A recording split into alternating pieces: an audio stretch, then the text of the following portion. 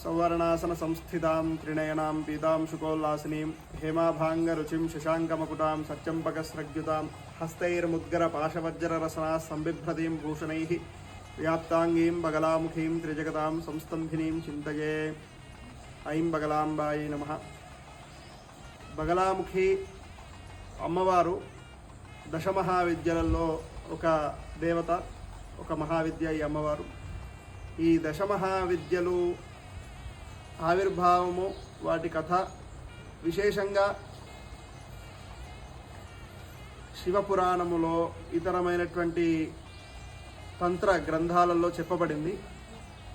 మనకి తెలిసినంత వరకు అందరము ఈ అష్టాదశ శక్తిపీఠాలే చాలా పురాతనమైనటువంటి దేవతలు, వీళ్ళే మొట్టమొదటిసారిగా ఆవిర్భావము చెందారు అని చెప్పి మనం అనుకుంటాము. కాకపోతే ఆ అష్టాదశ శక్తిపీఠాల కన్నా కూడా ముందు ఆవిర్భవించినటువంటి దేవతలే ఈ దశమహావిద్యలు. దానికి ఒక కథ ఉన్నది. పూర్వము దక్ష ప్రజాపతి, ఒక ప్రజాపతి ఉండేవాడు. ఆయన బ్రహ్మ తర్వాత బ్రహ్మ వంటి వాడు. అతడికి 100 మంది అమ్మాయిలు ఉండేవారు, 100 మంది పుత్రికలు ఆయనకు. అట్లా ఆయనకు పరాశక్తి అంశతో సతీ అమ్మవారు వారికి పుడుతుంది. ఈ సతీ అమ్మవారు పరాశక్తి అంశతో ఆవిర్భవిస్తుంది కాబట్టి, శక్తి శివుడు వేరు కాదు కాబట్టి ఈ అమ్మవారు శివుడినే తన పతిగా కోరుకుంటుంది, అనుకుంటుంది. ఆ దక్ష ప్రజాపతికి అది నచ్చదు. పరమేశ్వరుడు ఎలా ఉంటాడు అంటే భస్మ ధారణతోని గజ చర్మాంబర ధారుడై శ్మశానవాసిగా ఉంటాడు. అతడికి అది నచ్చదు.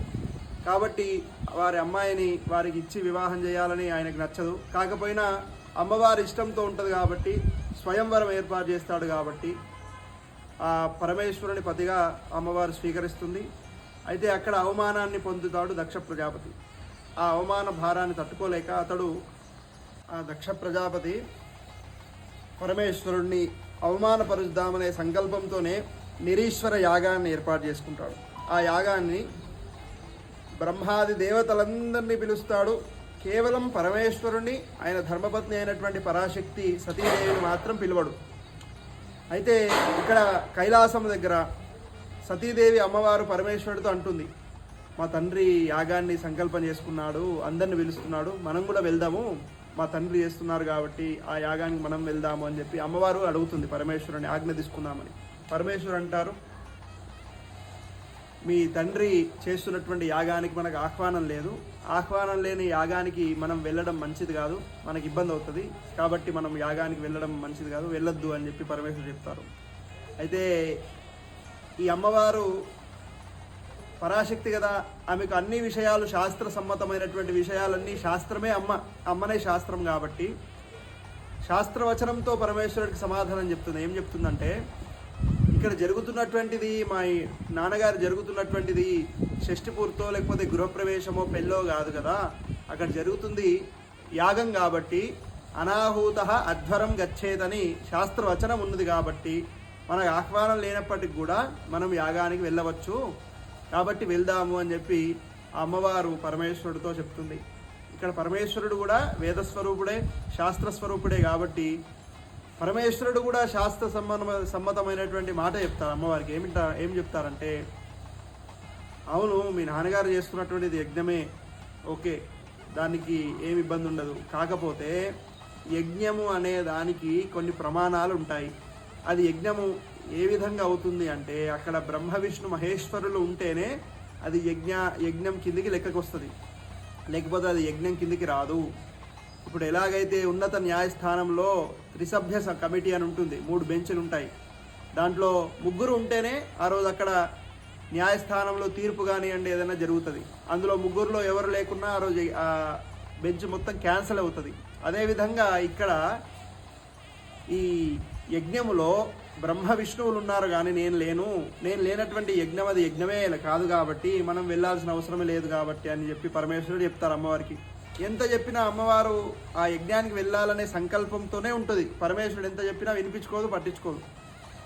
ఇక కాస్త రుద్రుడు కదా పరమేశ్వరుడు, అమ్మవారు ఎంత చెప్పినా ఇట్లా వెళ్ళాలని అంటుంది కాబట్టి అమ్మవారికి కొంచెము రౌద్రంగా చెప్తాడు, కోపంగా చెప్తారనమాట. కోపంగా చెప్పేసరికి పరాశక్తి, నువ్వు నా కనురెప్ప, నా కనుసైగలతో నా చూపు లేకుండా నువ్వు కదలలేవు, అట్లాంటి నువ్వు నా పైన కోపం అవుతావా అని చెప్పి అమ్మవారు ఇంకా కోపం వస్తుంది అనమాట. అంటే ఇక్కడ విశేషం ఏంటంటే శివశక్త్యాయుక్తో యది భవతి శక్త ప్రభవితుమని శంకరాచార్యుల వారు సౌందర్య లహరిలో అమ్మవారి గురించి చెప్పారనమాట. ఆ ప్రమాణము ఆదిశంకరాచార్యుల వారు చెప్పారు కాబట్టి మనము ఇక్కడ ఈ అమ్మవారు ఆ రౌద్రాన్ని తట్టుకోలేక ఇంకా విపరీతమైనటువంటి క్రోధాన్ని అమ్మవారు తీసుకుంటుందన్నమాట. ఆ క్రోధ రూపంని చూసినటువంటి పరమేశ్వరుడు, అతనికి జనన మరణములు ఉండవు పరమేశ్వరుడికి, అయినా ఆ అమ్మవారి యొక్క ఉగ్ర రూపాన్ని చూసి ఎక్కడ నన్ను సంహరిస్తుందో అనే ఆ ఆలోచనలో పరమేశ్వరుడు అక్కడి నుంచి పారిపోదామని చూస్తాడనమాట. అమ్మవారు ఇంకా క్రోధాన్ని తెచ్చుకుంటుంది.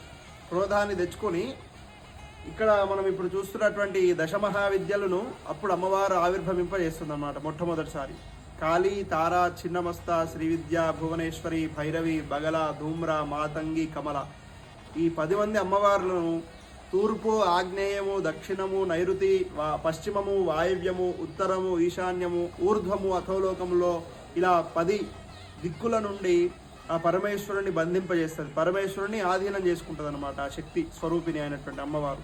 అలా అప్పుడు మొట్టమొదటిసారిగా ఈ అమ్మవార్ల ఆవిర్భావం జరిగింది. ఆ తర్వాత ఇంకొకసారి కృతయుగంలో భీకరమైనటువంటి తుఫాను సంభవిస్తుంది. అది చాలా ఉద్ధృతంగా ఉండడంతో దేవతలు, ఋషులు, మనుషులు అందరూ కూడా భయపడి ఆ విష్ణుమూర్తి దగ్గరికి వెళ్ళి విష్ణుమూర్తిని ప్రార్థన చేయడంతో ఆ విష్ణుమూర్తి ఒక పసుపు కందకంని చూసుకుంటారు. అంటే సహజ సిద్ధంగా ఏర్పడి ఉంటున్నటువంటి పసుపు కందకం దగ్గరికి వెళ్ళి అక్కడ అమ్మవారి కోసం, పరాశక్తి కోసం తపస్సు చేయడం ఆరంభిస్తారు.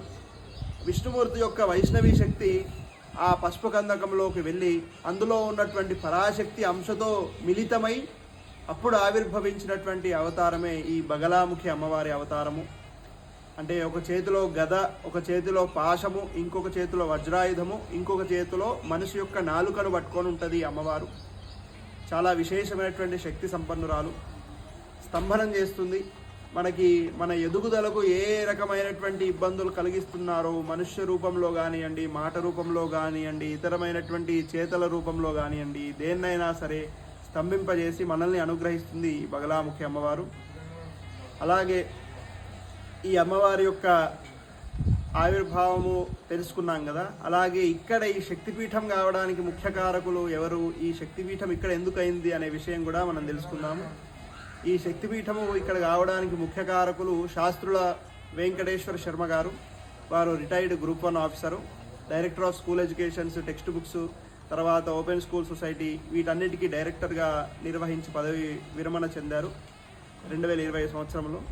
గత 25 సంవత్సరాల నుంచి అమ్మవారి యొక్క ఉపాసన చేస్తూ వస్తున్నారు. అమ్మవారి యొక్క అనుగ్రహం పొందినటువంటి వ్యక్తి. అందరికీ అమ్మవారి యొక్క అనుగ్రహం కలగాలనే మంచి సంకల్పం చేత ఇక్కడ వారి స్వగ్రామములో శివంపేటలో ఈ స్థలదాత అయినటువంటి పబ్బా స్వరూప రమేష్ గుప్తా గారు, అలాగే మహేష్ గుప్తా గారు, వారి కుమారులు, వారు ఈ స్థలాన్ని అమ్మవారి యొక్క దేవాలయం కోసము దానం చేయడం జరిగింది. అప్పటి నుండి ఈ అమ్మవారి యొక్క విశేషము 1 సంవత్సరం అవుతుంది అమ్మవారి ప్రతిష్ఠ జరిగి. చాలా విశేషమైనటువంటి అనుగ్రహాలను అందరికీ అందిస్తూ ఉన్నది. అలాగే ఈ శక్తిపీఠంలో ప్రతి పౌర్ణమి అమావాస్య నాడు ఇక్కడ విశేషమైనటువంటి మంత్ర హవనం జరుగుతుంది. అలాగే ప్రతి మంగళవారం విశేష పూజ జరుగుతుంది. అమ్మవారి యొక్క జన్మతిథి నాడు ఇక్కడ విశేషమైనటువంటి పూజలు జరుగుతాయి. అలాగే అమ్మవారి యొక్క దేవి శరన్నవరాత్రోత్సవాలలో కూడా విశేష కార్యక్రమాలు జరుగుతుంటాయి. భక్తుల కొంగు బంగారమైనటువంటి బగలాముఖి అమ్మవారి యొక్క పరిపూర్ణమైనటువంటి అనుగ్రహము అందరికీ అలాగే ఈ దేవాలయ సమయ వేళలు ఉదయం 7 నుండి 11:30 వరకు ఉంటుంది. అలాగే సాయంత్రం 6 నుండి 8:30 వరకు ఉంటుంది. అందరూ గమనించి తప్పకుండా అమ్మవారి యొక్క అనుగ్రహం పొందాలి. అమ్మవారి దర్శనార్థమై అందరూ రావాలి, అమ్మవారి అనుగ్రహం పొందాలని కోరుకుంటున్నాము. సర్వే జనా సుఖినో భవంతు.